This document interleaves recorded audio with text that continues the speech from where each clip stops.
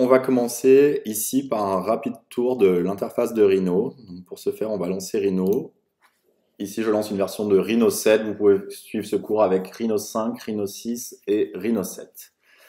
Par défaut, j'arrive sur cette fenêtre qui me propose soit d'ouvrir ici un dernier modèle, donc les derniers modèles sur lesquels j'ai travaillé, soit de venir choisir un modèle standard ou un template qui va définir par défaut une unité de travail. Donc on voit que j'ai plusieurs choses, les pieds, les pouces, les centimètres.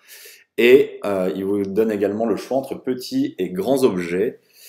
Ceci, ça va concerner uniquement la grille qu'on a par défaut à l'affichage dans Rhino, mais sachant qu'on va apprendre à la reparamétrer, ça n'a pas vraiment d'importance. Et vous pouvez, si vous choisissez ici par exemple le gabarit petit objet mètre, le définir comme gabarit par défaut. Quand vous allez faire nouveau modèle, par défaut, il prendra toujours ce gabarit. Moi ici, j'ai sélectionné grands objets centimètres et c'est mon gabarit ici par défaut quand je fais nouveau modèle.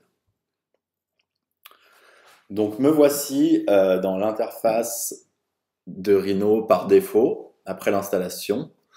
Donc il y a quelques petites différences, comme je vous l'ai dit, entre la version Mac et PC, notamment au niveau ici des aides au dessin et ici des accrochages. Donc sur le site, je vous ai fait 2 captures d'écran pour vous indiquer où elles se trouvent sous Windows. On va retrouver ici, comme dans tous les logiciels, un ensemble de menus où on a tous les outils rangés dedans. On va ici avoir tout ce qui concerne les aides au dessin, comme je vous l'ai indiqué. On a ici un système d'onglets.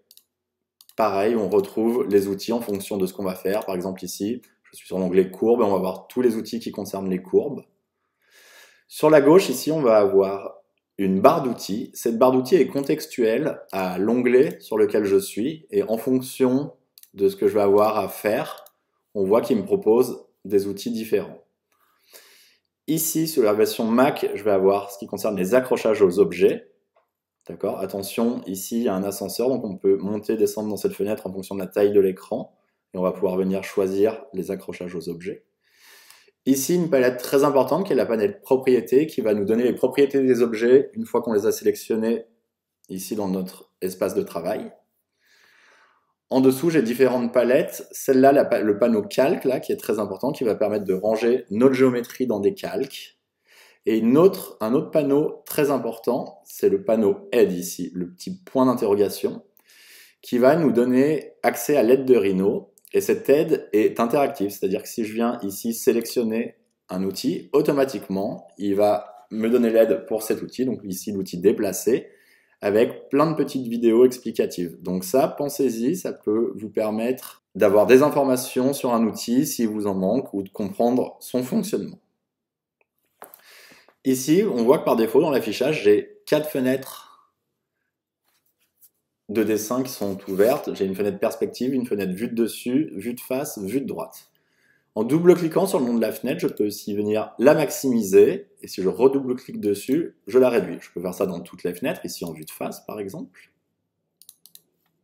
Je vais repasser en vue perspective et on va regarder un peu comment on navigue dans Rhino. Je vous conseille d'avoir, pour suivre ces tutoriels, d'être équipé d'une souris à 3 boutons, donc c'est-à-dire un clic droit, un clic gauche et une molette. À la molette, je vais pouvoir ici zoomer et dézoomer dans mes vues. Avec le clic droit appuyé, je vais avoir ce qui s'appelle l'orbite 3D, qui va me permettre de tourner autour de mes objets. Et en maintenant la touche Shift appuyée, je vais avoir ce qui s'appelle le pan, la main qui me permet de bouger horizontalement ou verticalement dans mes fenêtres.